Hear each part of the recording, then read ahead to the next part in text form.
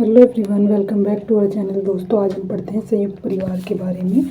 इससे पहले हमने परिवार के अर्थ परिभाषा और उसके मीनिंग, उसके विशेषताओं के बारे में पढ़ा था कि परिवार क्या होता है। तो परिवार के जो प्रकार हैं उनमें पहले नंबर पे संयुक्त परिवार आता है और दूसरे पर एकाकी परिवार।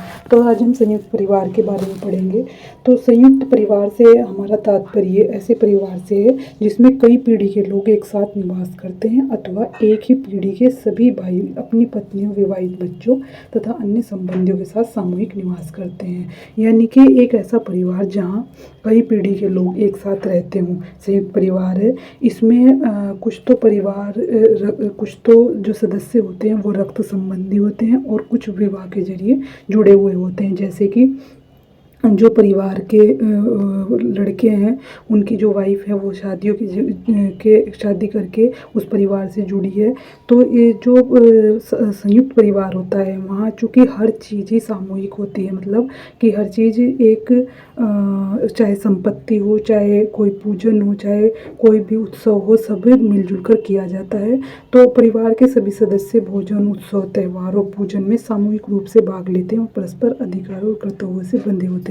यानी कि ये एक ऐसा संगठन होता है जिसमें कि परिवार के सभी सदस्य कोई भी उत्सव हो या कोई भी पूजा हो, सब मिलकर उसमें भाग लेते हैं। इसमें सामूहिक संपत्ति होती है, एक रसोई होती है और सभी मिलकर वहाँ खाना बनाते हैं और सभी मिलकर खाते हैं। तो संयुक्त परिवार जो है वो ज़्यादातर जो गाँव की विशेषता है, क्योंकि ग्रामीण क्षेत्रों में ही ऐसे संयुक्त परिवार पाए जाते हैं। जो आधुनिक परिवार है वहाँ ज़्यादातर एकाकी परिवार देखने को मिलते हैं।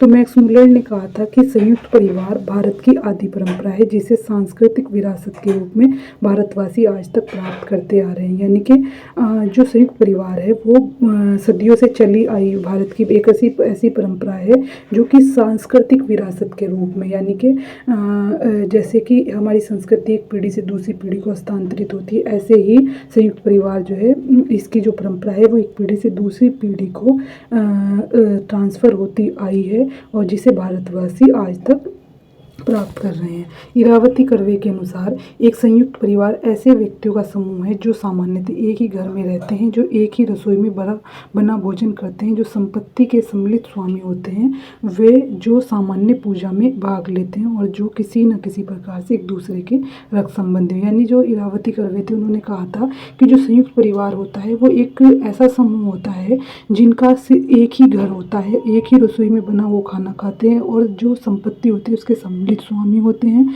और वे सामान्यतः मतलब जो घर में जो पूजा होती है उसमें सभी भाग लेते हैं और किसी न किसी प्रकार से एक दूसरे से के रक्त संबंध, यानी कि एक दूसरे से रक्त के जरिए जुड़े होते हैं, यानी एक ही फैमिली के सदस्य होते हैं।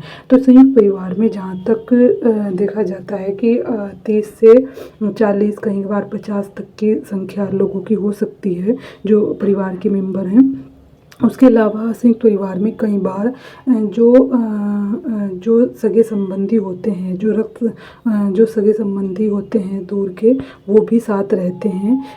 तो संयुक्त परिवार ज़्यादातर ग्रामीण क्षेत्रों में पाया जाता है और ये एक ऐसा संगठन होता है जहाँ सभी चीज़ें सामूहिक तौर पर की जाती है। वहाँ एक कर्ता होता है जो कि सभी पूरे परिवार की जिम्मेदारी संभालता है और सभी पूरे परिवार के जो फैसले लेने होते हैं वो वही व्यक्ति लेता है।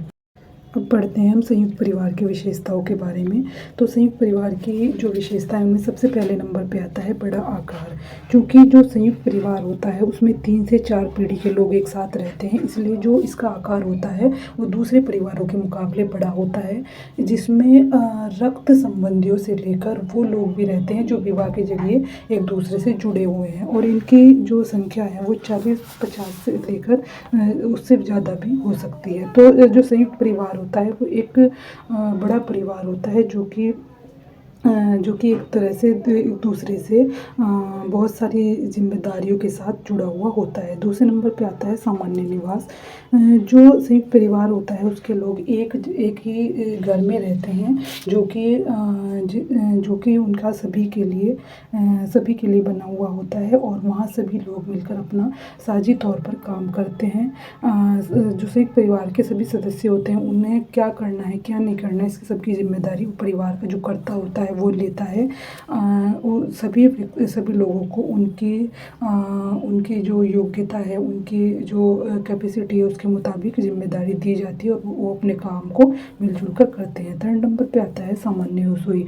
जो कि संयुक्त परिवार के लोग इकट्ठे रहते हैं, एक साथ रहते हैं, तो वो एक ही रसोई में बना हुआ भोजन करते हैं। हालांकि इसके संचालन की जो जिम्मेदारी होती है वो जो कर्ता की पत्नी होती है उसके हाथ में होती है, या जो परिवार की सबसे वृद्ध स्त्री होती है वो उसके हाथ में रसोई का संचालन होता है। हालांकि जो परिवार की जो और औरतें हैं वो उसके जो संचालन करती है उसका सहयोग करते हैं, लेकिन फिर भी जो सभी तरह के जो फैसले लिए जाते हैं वो सबसे बड़ी जो स्त्री होती है घर की वही लेती है।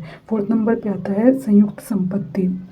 चाहे कानूनी तौर पर देखा जाए या सामाजिक तौर पर संयुक्त परिवार के जो सदस्य होते हैं उनकी संपत्ति एक इकट्ठा होती है। उसमें किसी भी तरह का कोई बंटवारा नहीं होता। अगर कोई सदस्य ऐसा चाहता भी है कि वो बंटवारा करे तो उसे संयुक्त परिवार के ऐसे रूल्स होते हैं कि उसे निकाल दिया जाता है, ना कि संपत्ति का बंटवारा किया जाता। तो परिवार के जो सभी सदस्य होते हैं वो जो भी आय उपार्जित करते हैं उसे एक जगह इकट्ठा करते हैं और वहीं से सभी की ज़रूरतों की पूर्ति होती है, लेकिन संपत्ति कभी भी बढ़ती नहीं है और सभी चीज़ों के हकदार होते हैं, चाहे वो किसी ने भी खरीदी हो। 5th नंबर पे आता है धार्मिक क्रियाओं की संयुक्तता। चूँकि जो संयुक्त परिवार में हर तरह का धार्मिक कार्य, चाहे वो पूजा पाठ हो या कोई भी उत्सव हो, मिलकर पूरा किया जाता है। जैसे कि पूर्वजों को पिंडदान करना एक धार्मिक काम है, लेकिन संयुक्त परिवार में ये सभी चीज़ें मिलकर की जाती हैं। सभी सदस्य जो हैं एक जगह इकट्ठा होकर पूजा अर्चना जो भी करनी होती है सभी एक जगह करते हैं और पूजा का स्थान भी पूरे परिवार के लिए एक ही होता है। 6 नंबर पे आता है कर्ता की प्रधानता। तो परिवार का जो सबसे बड़ा व्यक्ति होता है वही संयुक्त परिवार में एक तरह से कर्ता की भूमिका निभाता है। परिवार में किस तरह के फैसले लिए जाने हैं ये सभी काम कर्ता का होता है। चूँकि परिवार के जो साधन उन्हें ध्यान में रखते हुए किस तरीके से सभी सदस्यों की जो ज़रूरतें उन्हें पूरा करना है, इसकी जिम्मेदारी सिर्फ कर्ता की होती है और सभी जो परिवार के मेंबर होते हैं उन्हें उसके आदेशों का पालन करना होता है। तो एक तरह से पूरे परिवार का संचालन कर्ता के द्वारा ही किया जाता है। 7th नंबर पे आता है सदस्यों के बीच निश्चित संस्तरण का मतलब होता है एक ऊंच नीच की परंपरा, यानी कि एक ऊंच नीच की स्थिति। जैसे कि कुछ लोगों की जो सदस्य हैं उनकी स्थिति ऊंची होती है और कुछ की निम्न होती है। तो उसी तरह जो संयुक्त परिवार में जो सदस्य होते हैं उनकी स्थिति एक दूसरे से ऊंची और नीची होती है। तो हर सदस्य से ये आशा की जाती है कि वो अपने से उच्च स्थिति के जो सदस्य हैं उनके आदेशों का पालन करें और जिससे कि परिवार में एक तरह अनुशासन बना रहे। यानी कि जब नीचे की स्थिति वाले अपने से ऊपर वाले की स्थिति है उसका ध्यान रखते हैं, उनके आदेशों को मानते हैं, तो जो संयुक्त परिवार है उसमें एक तरह से अनुशासन बना रहता है और वो अपने से ऊंचे सदस्य से बहुत सारे अनुभव को भी लेते हैं, यानी उनसे बहुत कुछ सीखते हैं। 7th नंबर पे आता है 8th नंबर पे आता है समाजवादी व्यवस्था। संयुक्त परिवार जो है एक समाजवादी संगठन की तरह होता है जिसमें सदस्यों के बीच काम का बंटवारा ऐसे किया जाता है जिससे प्रत्येक व्यक्ति कार्य उसकी योग्यता और क्षमता के अनुरूप हो। यानी कि सदस्य को जो जिम्मेदारी दी जाती है, सदस्यों को जो जिम्मेदारी परिवार सौंपता है यानी जो कर्ता सौंपता है वो उनकी योग्यता और क्षमता के अनुरूप होती है। उसे दी जाने वाली सुविधाएं उसके आय के अनुसार ना हो, उसकी आवश्यकता के अनुसार होती है। यानी कि ऐसा नहीं होता कि अगर कोई सदस्य परिवार का कम पैसे कमा रहा है तो उसे कम ही सुविधाएं दी जाएंगी, ऐसा नहीं होता। बल्कि जो संयुक्त परिवार होता है उसमें आय एक जगह इकट्ठा की जाती है और वहीं से ही कर्ता जो है जो संचालक होता है परिवार का वो ये फैसला लेता है कि किसकी ज़रूरतें क्या है, उन्हें किस तरीके से पूरा करना है। तो एक तरह से एक समाजवादी व्यवस्था की तरह, एक समाजवादी संगठन की तरह है जो कि अपने परिवार के जो सदस्य हैं उनकी सुविधाओं का ध्यान रखता है, ना कि उनकी आय को ध्यान में ना रखते बल्कि जो उनके जो आवश्यकताएं हैं उनको ध्यान में रखते हुए उन्हें पूरा करता है। अब 9th नंबर पे आता है परंपराओं की प्रधानता, चूँकि सभी तरह के परिवारों में परंपराएँ बहुत सारी निभाई जाती है, लेकिन संयुक्त परिवारों में जो परंपराएँ हैं एक तरह से उत्सव की तरह निभाई जाती है। क्यों? क्योंकि कि यहाँ अगर छोटा-सा भी कोई उत्सव होता है तो चूँकि परिवार में 50-60 मेंबर होते हैं, तो वो एक तरह से मेले के जैसा एक बहुत बड़े जश्न की तरह हो जाता है, एक बड़े-बड़े उत्सव की तरह हो जाता है। तो इसलिए संयुक्त परिवार में जो भी उत्सव मनाए जाते हैं, जो भी, चाहे वो किसी भी चीज़ से रिलेटेड हो, विवाह, शिक्षा, पूर्वज पूजा, किसी से भी रिलेटेड हो, तो उन्हें मिलजुल कर निभाया जाता है। तो एक तरह से वहाँ परंपराओं की प्रधानता होती है और उन्हें पूरा भी किया जाता है। 10th नंबर पे आता है तुलनात्मक स्थायित्व।